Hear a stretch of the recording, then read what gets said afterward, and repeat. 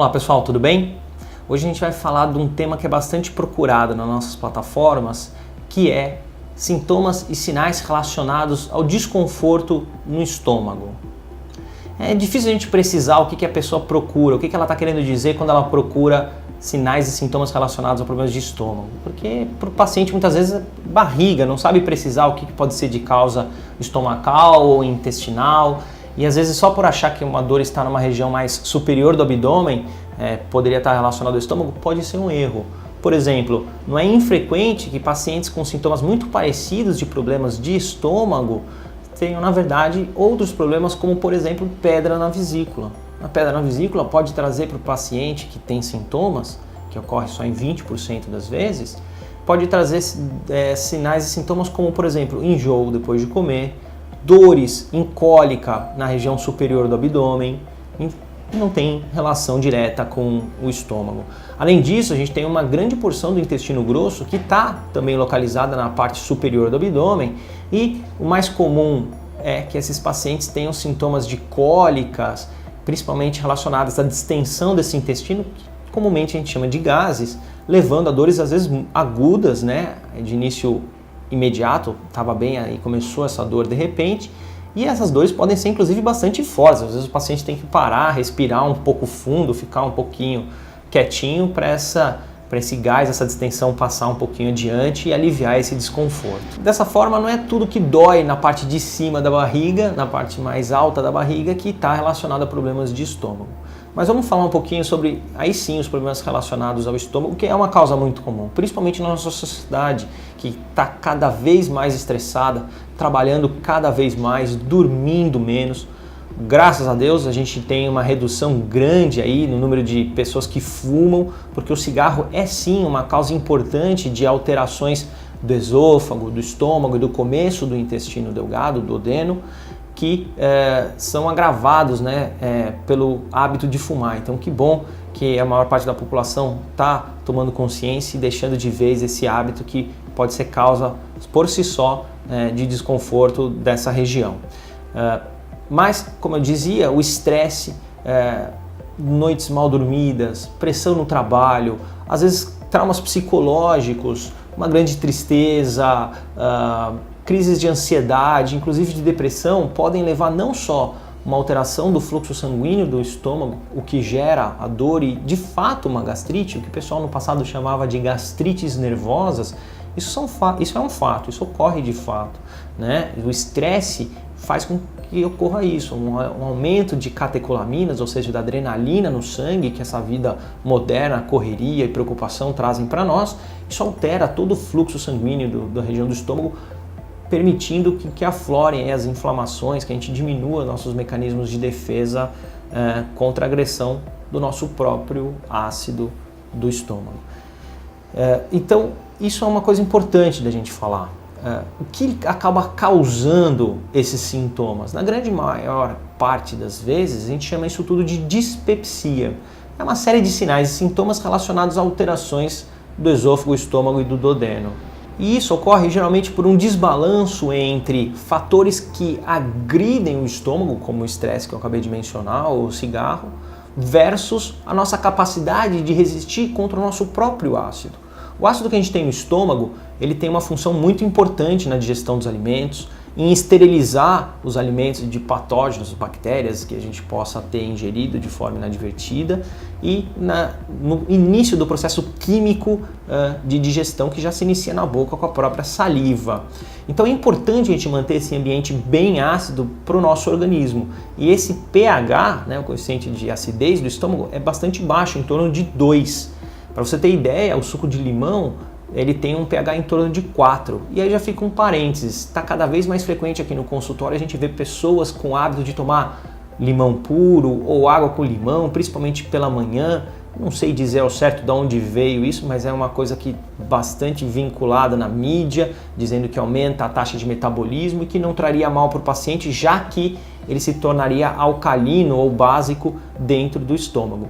Eu já faço esse parênteses para avisar que isso não é uma verdade. Apesar do limão ter um pH de 4 e o estômago ter um pH de 2, ou seja, o estômago ser bastante mais ácido do que o limão, O limão, assim como todas as frutas cítricas, como maracujá, abacaxi, laranja, tangerina, mexerica, próprio morango, kiwi, pêssego, cereja, são frutas que trazem uma maior agressão, uma piora dessa acidez e devem ser evitados, principalmente para aqueles pacientes que já têm sintomas dispépticos. Então é importante a gente ter essa acidez no estômago, como eu já havia mencionado, e a gente precisa resistir a essa nossa própria acidez. E como que a gente faz para resistir? A gente tem uma série de mecanismos de defesa. O mais importante é uma barreira que nós temos de proteção de um muco por dentro do estômago com bicarbonato para neutralizar esse ácido. Então, quando a gente diminui essa nossa barreira de defesa, como eu disse, por exemplo, no tabagismo, no cigarro ou no estresse, ou quando a gente aumenta a produção desse ácido, ou quando a gente age nas duas formas com os alimentos irritativos, a gente acaba propiciando o aumento do risco de desenvolver gastrites, esofagites e duodenites, que é a manifestação orgânica nos órgãos, então, dessa dispepsia. E quais são os sintomas mais relacionados à dispepsia? De fato, então, a dor na parte superior do abdômen. Geralmente o paciente percebe essa dor como um aperto ou uma pontada firme e contínua ou uma queimação parada ali, que pode estar relacionada à alimentação ou não. Então, se o paciente não tinha dor, comeu e passou a sentir dor imediatamente após, ou naquele caso em que ele está com dor e se alimenta e a dor passa, são também relacionados a problemas no estômago, no duodeno. Essa dor também pode vir acompanhada em alguns casos de enjoos ou vômitos. Agora, isso não tem relação diretamente ou obrigatória com a doença do refluxo. A doença do refluxo é um outro ponto que a gente pode abordar em um outro vídeo, que é quando a gente tem a volta do conteúdo que está parado no estômago ou no começo do intestino delgado para o esôfago, que é um órgão de condução. É um cano que junta a boca até o estômago, responsável por levar esse alimento até lá. E o ideal é que a gente não refluísse, ou seja, que o alimento não voltasse através desse esôfago, causando sintomas de refluxo. O paciente acaba, quando tem dor no estômago, por ser uma coisa frequente e limitante, ele acaba ficando preocupado se isso pode ou não estar relacionado a uma doença mais grave, uma doença maligna ou um câncer de estômago. É importante notar que o câncer de estômago, por sorte, está se tornando cada vez mais infrequente, relacionado principalmente com as melhoras dos hábitos de higiene em relação ao preparo e armazenamento dos alimentos.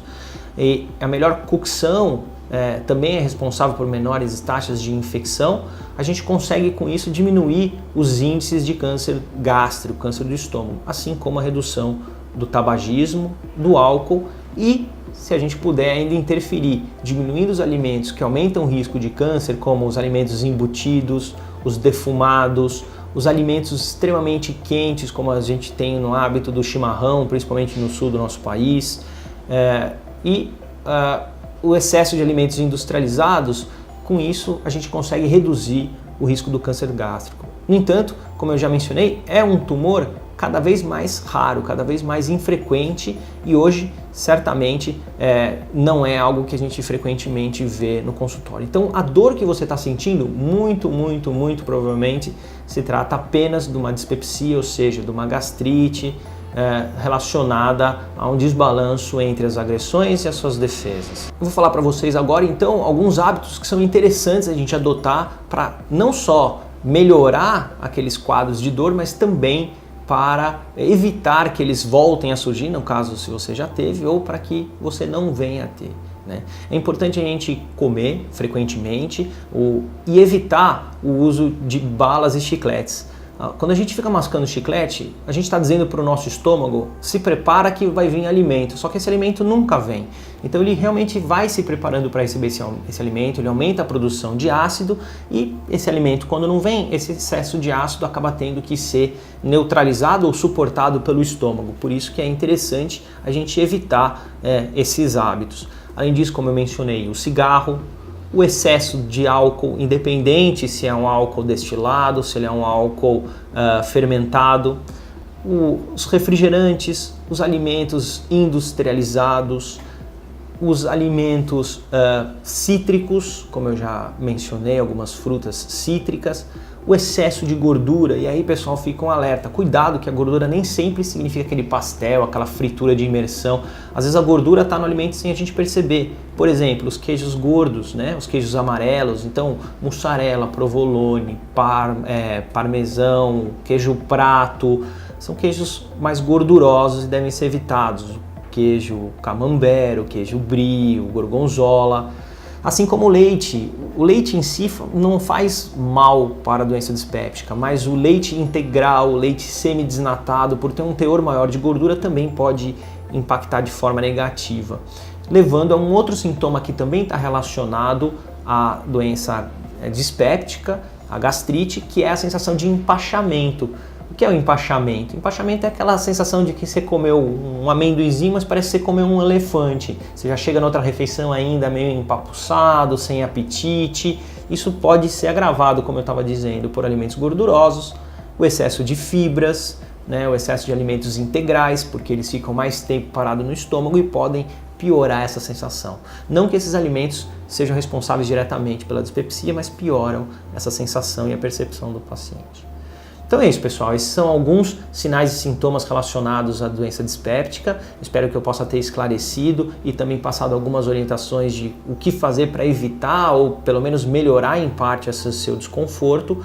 E lembre-se, se você for um paciente com mais de 55 anos de idade, com alguns desses sinais e sintomas, e se estiver apresentando uma dificuldade muito grande de se alimentar por conta da dor, uma perda de peso associada, ou tiver um histórico familiar importante de câncer gástrico na família, não deixe de procurar um médico para sua avaliação. Na maioria das vezes não se trata, mesmo nesses casos, de um câncer gástrico, mas naqueles casos persistentes ou nesses que eu acabei de mencionar, é importante que você faça uma avaliação. Espero poder ter ajudado vocês e aguardo vocês com mais dúvidas e nos sigam no nosso site, no nosso Instagram e no nosso Facebook.